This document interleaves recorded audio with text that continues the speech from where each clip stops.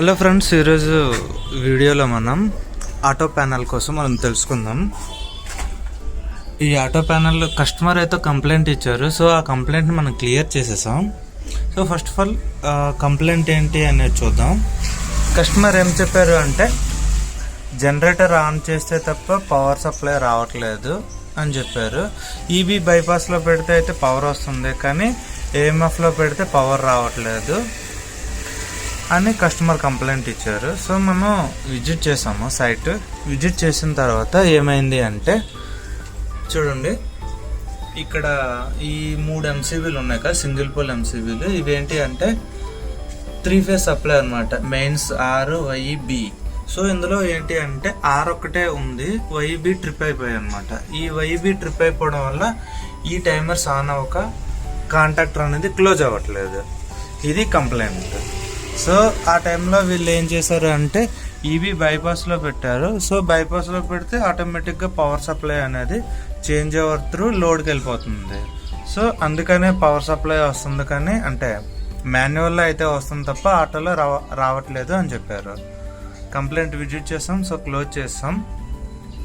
ఇది ఇక్కడ కనపడే ఆటో ప్యానల్ కోసం పూర్తిగా తెలుసుకుందాం.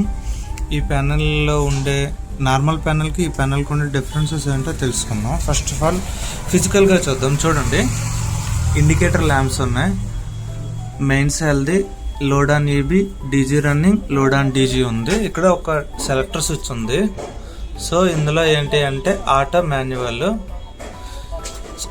ఆటోలో ఏంటంటే ఆటో ఫంక్షన్ అవుద్ది. మాన్యువల్లో పెట్టేటప్పుడు చూడండి, ఈ సెలెక్టర్ స్విచ్ ఎందుకు అంటే ఈబీ క్లోజ్ అవ్వడానికి, డీజీ క్లోజ్ అవ్వడానికి ఈ స్విచ్ అనమాట. ఓకే, నెక్స్ట్ ఇక్కడ కనపడుతుంది ఏంటి అంటే ఇది చేంజ్ ఓవర్ అనమాట. Okay, 2 step change over.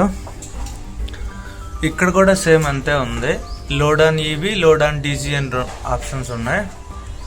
Okay, so first of all ఇంటర్నల్గా చూద్దాం.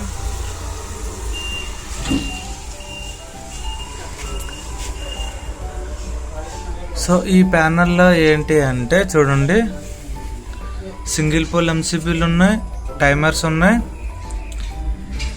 చేంజ్ ఓవర్ ఉంది, మాన్యువల్ చేంజ్ ఓవర్. ఇది కాంటాక్టర్స్, ఇది కూడా మాన్యువల్ చేంజ్ ఓవర్, 2 కాంటాక్టర్స్. ఈ ప్యానల్ స్పెషల్ ఏంటి అంటే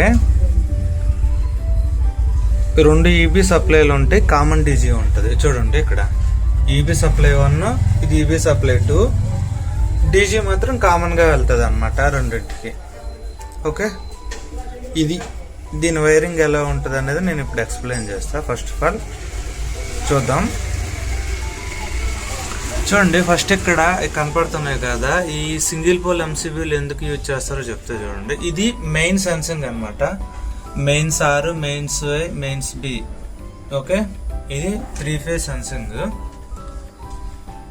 ఈ ఆపరేటింగ్, ఈ కాంటాక్టర్స్, ఈ టైమర్స్ అన్నీ ఆపరేట్ అవ్వాలి అంటే సో 3 ఫేజ్ ఇక్కడికి రావాలి. సో ఇక్కడ ఇంకోటి కనపడుతుంది కదా, ఇదేంటి అంటే జనరేటర్ తాలూకా ఆర్ ఫేజ్ ఎంసీబీ అనమాట ఇది. ఓకే, ఈబీకి 3 ఎంసీబీలు ఇచ్చారు, జనరేటర్కి ఎందుకు ఒకటే ఎంసీబీ ఇచ్చారని డౌట్ రావచ్చు. యాక్చువల్గా ఈబీకి ఏంటి అంటే ఆర్వైబీ ఉంటుంది కదా, అప్పుడప్పుడు మనకి ఫేస్ అనేది చేంజ్ అవ్వద్దు అనమాట. అది చాలా వరకు మనం వినే ఉంటాం, ఫేస్ చేంజ్ అయింది, ఫేస్ చేంజ్ చేశారు అంటారుగా. సో దానికోసమనే ఈ 3 సిగ్నల్స్ అనేవి ఇక్కడ తెస్తాము. జనరేటర్కి ఎప్పుడు మారదు, ఒకసారి మనం ఫిక్స్ చేసామంటే అదే రన్ అవుతుంటుంది. సో అందుకనే ఒక రకంగా అదో కారణం అనమాట. చూడండి, ఓకే, అది సింగిల్ పోల్ ఎంసీబీలు అయిపోయాయి కదా. ఇప్పుడు ఇది చూడండి, ఇది సెలెక్ట్ కంపెనీ 800 PSR అని ఉంది. ఈ టైమర్ పని ఏంటి అంటే ఇప్పుడే చెప్పా కదా, అప్పుడప్పుడు మనకి ఫేస్ చేంజ్ అవుతుంటుంది అని. మనకు సీక్వెల్ ఏంటి, RYB సీక్వెల్ అనమాట. RYB ఒక ఆర్డర్లో రావాలి. ఒకవేళ RYB కాకుండా YRB వచ్చింది అనుకోండి, ఏవైనా 3 ఫేజ్కి సంబంధించి మోటార్లు ఉన్నాయనుకోండి, ఫేస్ చేంజ్ అయింది అంటే మోటార్ డైరెక్షన్ కూడా చేంజ్ అయిపోద్ది. సో అలా అవ్వకుండా పిఎస్ఆర్ అనేది ఇక్కడ పెడతారు. ఈ పిఎస్ఆర్ ఏం చేస్తుంది అంటే RYB సీక్వెల్ వచ్చింది అంటే ఆన్ అవుద్ది, లేదు అంటే ఆఫ్లోనే ఉండిపోద్ది. సో నెక్స్ట్ కాంటాక్టర్ క్లోజ్ అయ్యే ఆప్షన్ ఇవ్వదన్నమాట. సో అది అందుకు ఈ పిఎస్ఆర్ ఇక్కడ వాడతారు. నెక్స్ట్ ఇక్కడ చూసారా 800 XA ఉంది, 800 SQA అని ఉంది కదా. ఈ 800 XA దేనికి అంటే ఇది డ్యూయల్ ఛానల్ రిలే అనమాట. Okay, dual channel timer.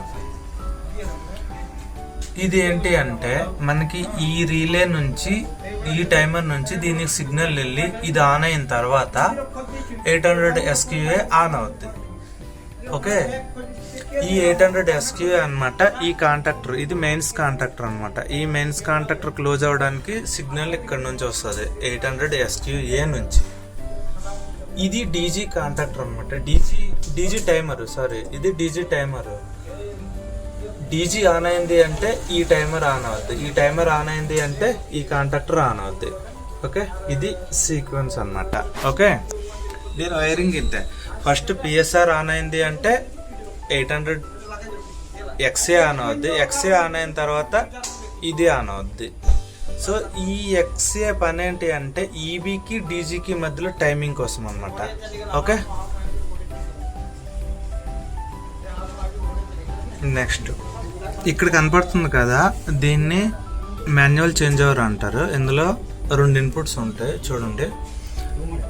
Okay, దీనికి యాక్చువల్గా దీని వైరింగ్ మనం ఎలా చేస్తామంటే మాన్యువల్ ఒకటే ఉండేటప్పుడు ఈబీ సప్లై ఒక పాయింట్కి, డీజీ సప్లై ఇంకో పాయింట్కి ఇస్తాము. లోడ్ అనేది కామన్ అనమాట.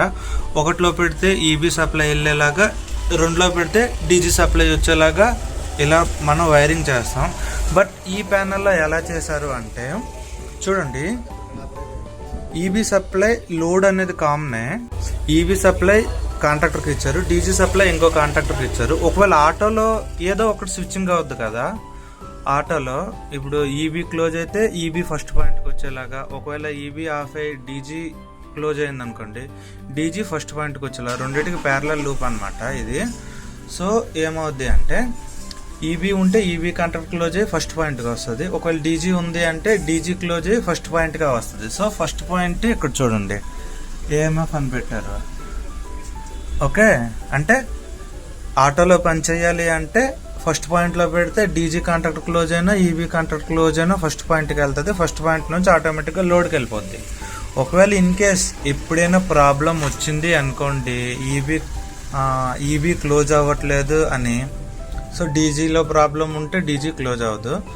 ఈబీలో ప్రాబ్లం ఉంది అంటే ఈబీ మాకు కరెక్ట్గా వస్తుంది, డీజీ మీద రన్ చేయము, ఈబీ మీద కావాలి అనుకుంటే చూడండి ఇక్కడ ఈబీ సప్లై చూసారు 2 పాయింట్స్ తీసుకున్నారు. ఈ 2 పాయింట్స్లో ఒకటి చేంజ్ ఓవర్లో ఇంకో పాయింట్కి ఇచ్చారు. అంటే సెకండ్లో పెడితే డైరెక్ట్ ఈబీ అనేది డైరెక్ట్ లోడ్కి వెళ్ళిపోద్ది. ఇక్కడ అదే ఈబీ బైపాస్ అంటే మన ఈబీ వచ్చింది అంటే సెకండ్లో పెడితే డైరెక్ట్ ఈబీ వెళ్ళిపోద్ది, ఫస్ట్లో పెడితే త్రూ కాంట్రాక్టర్ ద్వారా వెళ్తుంది అనమాట.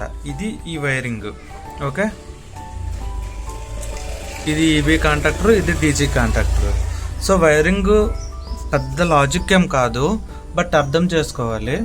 మాన్యువల్లో పనిచేయాలి అంటే మాన్యువల్లో ఓన్లీ ఈబీ మాత్రమే పనిచేస్తుంది, డీజీ పనిచేయదు.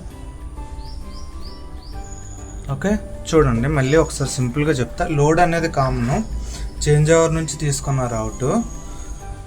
ఇప్పుడు మనకు ఆటో ప్యానల్ ఏంటి అంటే కాంట్రాక్టర్ నుంచి డైరెక్ట్ లోడ్ వెళ్తుంది కదా. సో ఇలా కాకుండా వీళ్ళు కాంట్రాక్టర్ నుంచి చేంజ్ ఓవర్కి ఒక పాయింట్ ఇచ్చారు, ఫస్ట్ పాయింట్కి. ఈబీ బైపాస్ కూడా సెకండ్ పాయింట్కి ఇచ్చారు. ఒకవేళ డీజీ పనిచేయకుండా ఈబీ మాత్రమే కావాలి అంటే సెకండ్ పొజిషన్లో పెట్టుకోవచ్చు. ఒకవేళ మీకు ఆటోలో కావాలి అంటే త్రూ కాంట్రాక్ట్స్ ద్వారా మనకి లోడ్ సప్లై అవుద్ది. ఇది ఈ ప్యానల్. సేమ్ రెండో వైపు కూడా అలానే ఉంటుంది. ఇందులో ఏంటి అంటే డీజీ కామను. ఇప్పుడు 2 బిల్డింగ్లు ఉన్నాయి అనుకోండి, చూడండి సెకండ్ ఫ్లోర్ థర్డ్ ఫ్లోర్ ఉంది, 2 ఒకరివే, కానీ ఈబీ మీటర్ సపరేట్ అనుకోండి. ఆ టైంలో ఇలాంటి ప్యానల్ అనేది ఇలా డిజైన్ చేసుకుంటే మనకు బాగుంటుంది అనమాట. అంటే 2 ఈబీ సప్లైలు సపరేట్గా వస్తుంది, డీజీ మాత్రం కామన్ ఉంటుంది. సేమ్ ఇవి ఎలా పనిచేస్తాయి ఇది అలానే పనిచేస్తుంది. వీటికి ప్యారలల్గా ఈ టైమర్ నుంచే ఆ కాంటాక్టర్ కూడా సిగ్నల్ వెళ్తుంది. బట్ దీంట్లో పవర్ సప్లై లేదు కాబట్టి ఆ కాంటాక్టర్ క్లోజ్ అవ్వట్లేదు అంతే. ఇందులో కూడా manual change over, EB contactor and DG contactor. Okay, so ఈ యాడ్ ఆన్ బ్లాక్స్ దేనికి అంటే ఇది క్లోజ్లో ఉండేటప్పుడు ఇది క్లోజ్ అవ్వకుండా, ఇది క్లోజ్లో ఉండేటప్పుడు ఇది క్లోజ్ అవ్వకుండా ఈ రెండు ఇంటర్లాకింగ్ అనమాట. మ్యాక్సిమం ఇంటర్లాకింగ్ కోసమే యాడన్ బ్లాక్స్ వాడతారు. ఇది ఎలక్ట్రానిక్ ఇంటర్లాక్ అనమాట. ఓకే, ఇది ఈ ప్యానెల్ సింపుల్గానే ఉంటుంది. చూడండి, ఇక్కడ ఈ కనెక్షన్ ఏంటి అంటే మనం జనరేటర్కి సెన్సింగ్ ఇవ్వాలి అంటే మెయిన్స్ సప్లై అనమాట. సో 3 ఫేజ్ సెన్సింగ్ ఇవ్వాలి అనుకుంటే మనం ఇక్కడ నుంచి పెట్టుకోవచ్చు. ఓకే, ఇది ఈ ప్యానెల్ కోసం. సో ఈ ప్యానెల్లో ఇంకేమైనా డౌట్స్ ఉంటే కామెంట్ చేయండి. ఈ వీడియోని లైక్ చేసి షేర్ చేయండి. అలానే ఈ ఛానల్ని సబ్స్క్రైబ్ చేసుకోండి. Thank you.